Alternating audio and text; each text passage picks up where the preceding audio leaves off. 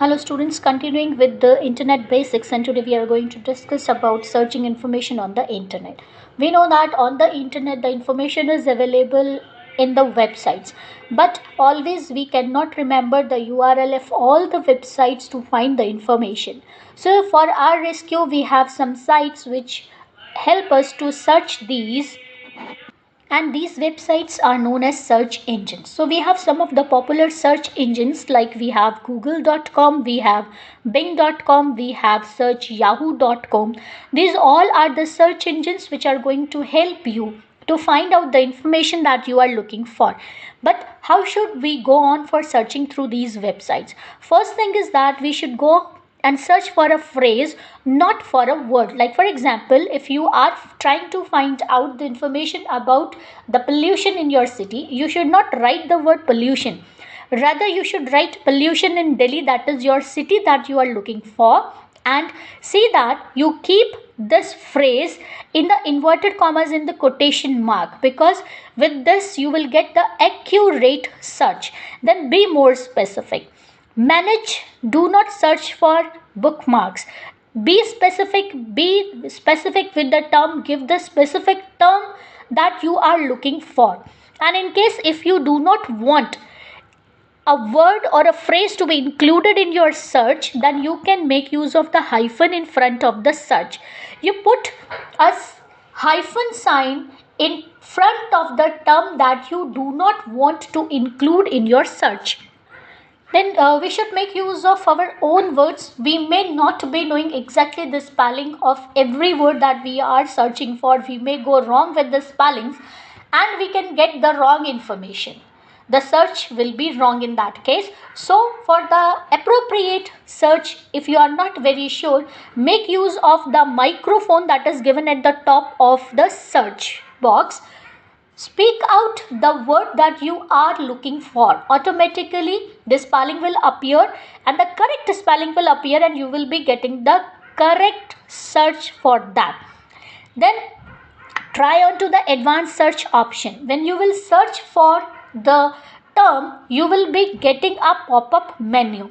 Go and look for the options that are present in the advanced search so that you get a detailed search of a specific topic. So make use of the advanced search pop-up menu. And not always these search engines can be used for only searching for the term, searching for the information on the website. Rather, these can be used for converting, for calculating and more. Like for example, you can even use to calculate. Here you can see the calculation. This can be done by using these search engines. Currency conversion, like $195 are there, and if you want to convert it into the euros, you can take help of the search engine. Time conversion, you can do even the time conversion. So that means these search engines not only help you to search the term, rather they help you in the converting and calculation also. Do not always go for the same search engine.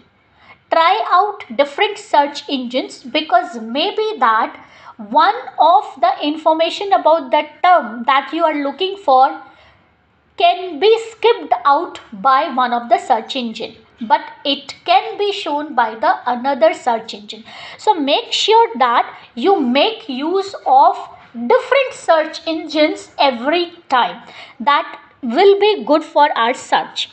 Moving ahead, we have the social medias. Today we make use of internet for social medias.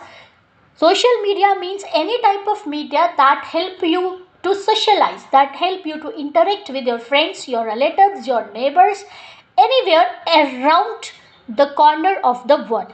So some of the common sites that we use for this purpose. First one is Twitter. You can see the icon for the Twitter. This is a social networking services where we post messages to interact with the user.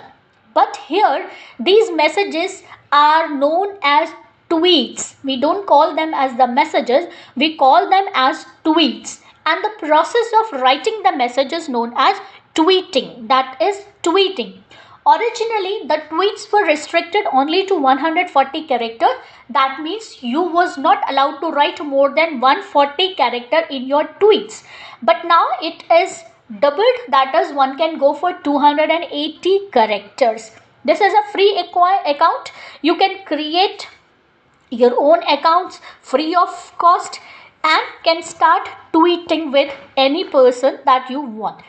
The next very common and very popular site is Facebook, which was founded by Mark Zuckerberg along with his fellow Harvard College students Eduardo Saverin, Andrew McCollum, Dustin Moskovitz, and Chris Hedges.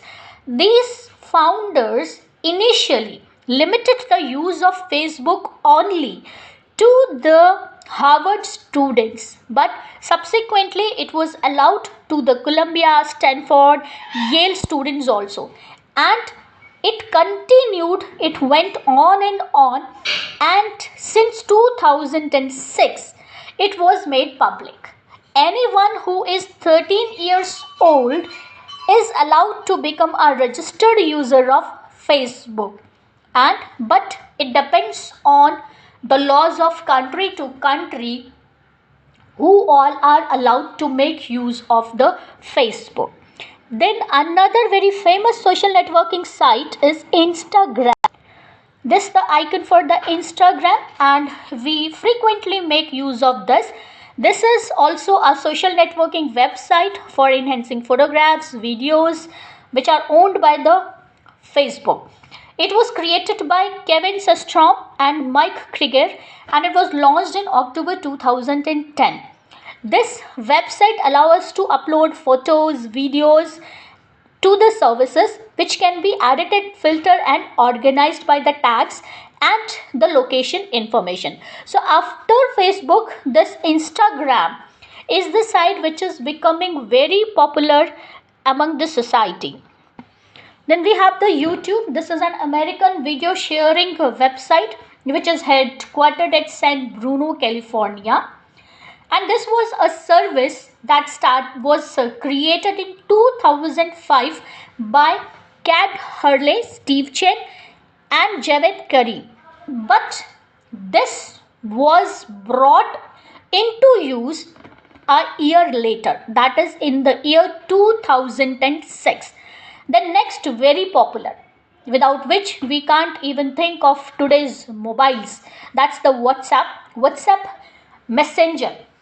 It's a cross platform and voice over internet VoIP used service and owned by the Facebook. It allows us to send text messages, voice messages, making video calls, making voice messages, sharing images, documents, and everything that is present on the media. Then we have Digital India. What is this Digital India? You can see the icon, power to empower. Digital India is a campaign which was launched by Government of India on 1st July 2015 by Honorable Prime Minister Mr. Narendra Modi. And the aim to start this service is to make improved internet connectivity to every citizen.